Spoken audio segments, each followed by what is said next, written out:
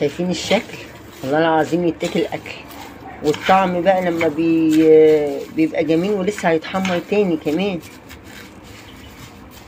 السلام عليكم ورحمه الله. ازيكم حبايبي؟ عاملين ايه؟ يا رب تكونوا باحسن حال. النهارده في مطبخ ام ياسين على قد الايد. هنعمل حاجه حلوه النهارده. هنقول بسم الله. اللي قدامكم ده هو متلك، لسه مطلعاه من الفريزر. بصوا بيبقى سهل قوي ان انت تقطعيه كده. دلوقتي هنعمل جلاش. ايه الجلاش اللي انت بتعمليه ده؟ الجلاش ده مفتفت، هنعمله كده، نقعد نقطع فيه كده كده، هنفتته كده على كله زي ما حضراتكم شايفين كده، من غير اي تعب خالص. اسهل جلاش على وجه الارض. انا لما عيالي يعوزوه كده بالليل هقول لهم لا، هو بقى المفتفت هو اللي هعمله، يقولوا ماشي وجميل وطعمه زي العسل، لكنه جلاش بصي متكلف يعني. بس والله هو بايه؟ بالجلاش بس، ولا في اي حاجه بره البيت، ولا هقولك اشتري سوداني، ولا هقولك اشتري جوز الهند، ولا هقولك اشتري اي حاجه. اهو يا جماعه هو كده عامل زي جوز الهند الخشنه العريضه زي ما حضراتكم شايفين كده.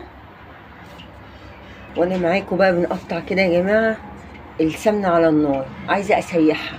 حطيت السمنه بتاعتي اللي هي تسيح شويه على النار علشان اقدر اكبها على الجلاش بتاعنا.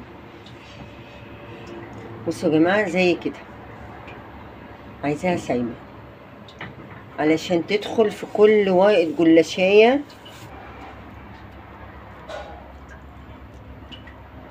في كل حته نحط فيها، كله يكون داخل في السمنه.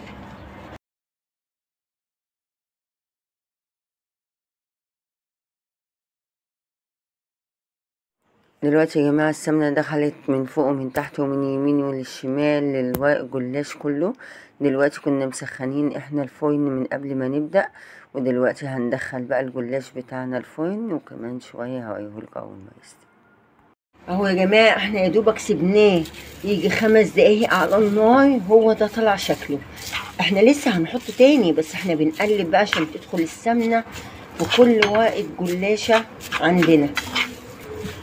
هنفتح الجلاشية ونقلبها، هنقلب كده، وكله هيدخل في بعض، المحمر في الابيض، وهندخلهم الفرن تاني.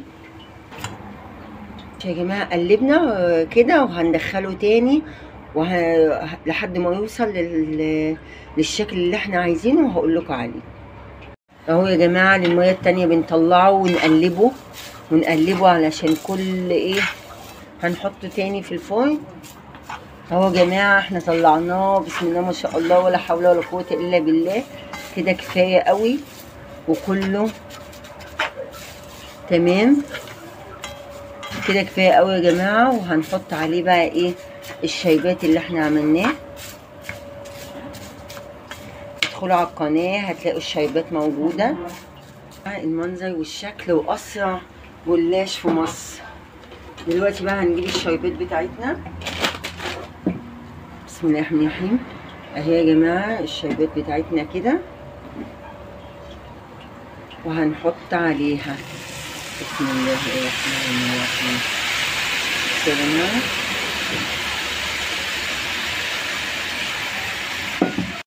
الشايبات يا جماعه ده عاملاه من قبل ما ابدا الفيديو خالص، لازم يبقى بارد علشان الجلاش سخن. يا جمال الجلاش، يا حلاوته، ويا طعامته، ويا شكله. واولادك هيقولوا لي كل يوم اعملهن من جماله، ومش هتاخدي، مش هتشيلي هم. متنسوش تدعموا قناه ام ياسين على قد الايد باللايك والشير والسبسكرايب.